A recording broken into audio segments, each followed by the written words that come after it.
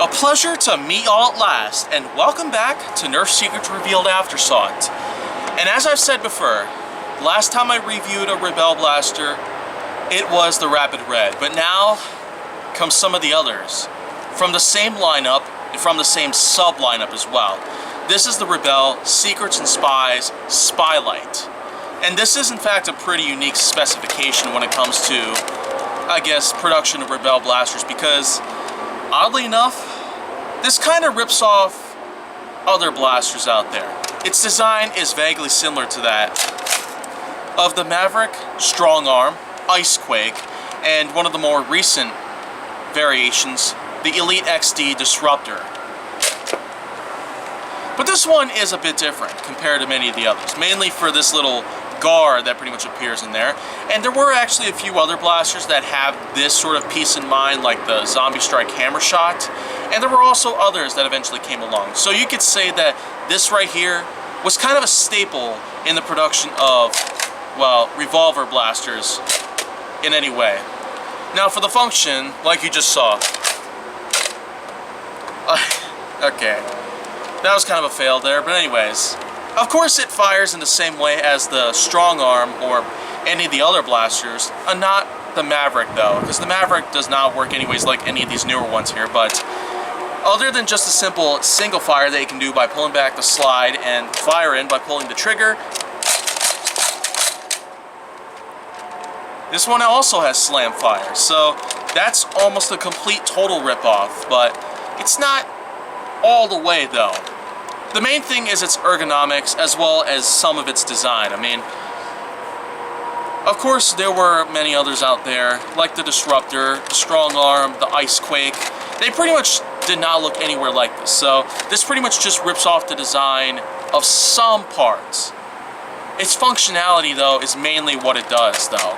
It tends to rip off others along the way, specifically because of single fire and slam fire. But aside from all that, I'd say this is a pretty good way to get going here. Especially if you like collecting Rebel blasters, mainly because of their color scheme. I mean, I'm really digging this one, as a matter of fact. I mean, there's layers of red, orange, purple, light gray, black and white, lavender, and of course this nice cyan blue here. That's a pretty good combo, actually. I do kind of like this sort of blend of red and orange and blue and purple together as one. And light gray kind of just makes it even better. But there's one thing I'm kind of missing out here. There is a storage compartment for extra darts. That's right. That's kind of one thing that I could have mentioned earlier, but you know what? Now's the time that I go ahead and talk about it, because this piece right here just simply comes out of the grip, and you could store 2 extra darts in if you felt like it. So that's literally just the end of that in general. The Rapid Red didn't necessarily have some sort of secret storage compartment in it. Even though the lineup is ironically called Secrets and Spies, this is one of the only examples of secret storage and whatnot. There are in fact special perks I didn't even know came around. There's also an attachment for this blaster, which is actually not here because I did not order this part with it, so it's missing out, but it's basically just a little laser attachment that sits on top of the blaster itself. Hence this tactical rail over here and not on the slide handle, which is more appropriate given to the fact that the Maverick Rev 6 actually had a tactical rail on the slide itself. So if you were going to want to put something like a scope or a dart storage attachment on the slide itself, you kind of have a little difficult time trying to handle it like normal here. You'd have to go like this, or maybe grab it by the sling spot or whatever. But this does a lot better with that. However, there's one more thing I've yet to do here.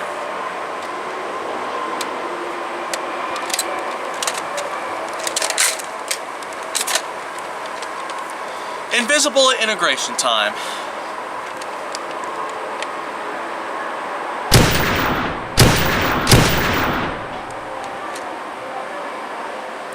Yep, 3 shots for the win, and I can tell you right now,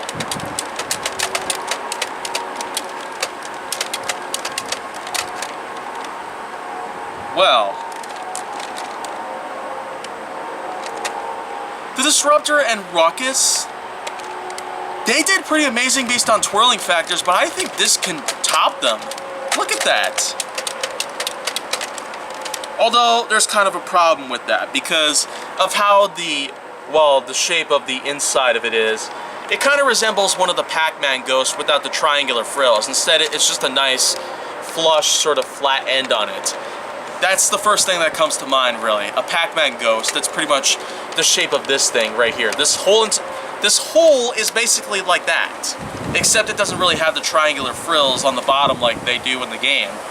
But, you know what?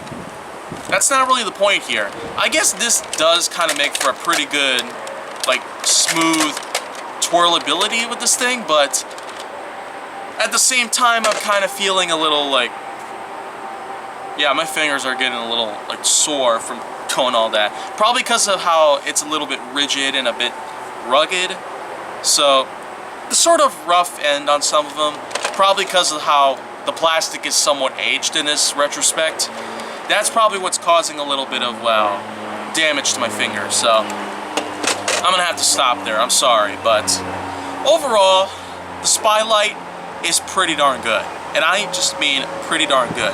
Its ergonomics are pretty darn smooth, and honestly, I don't know why they're built much smoother than most other blasters out there. They don't really have textured grips and all that good stuff.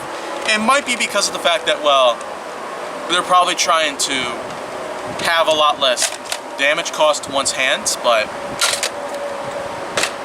the Spylight is a pretty good diversion away from the basic things like the Strong Arm, Maverick, Icequake, Disruptor, or any other of the Rev family blasters out there.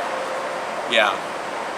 Basically the Rev 6 or Rev anything in general. That's basically what these kind of blasters are. So that's enough for the Spylight though, because pretty soon I'll have yet another Rebel blaster to talk about pretty soon.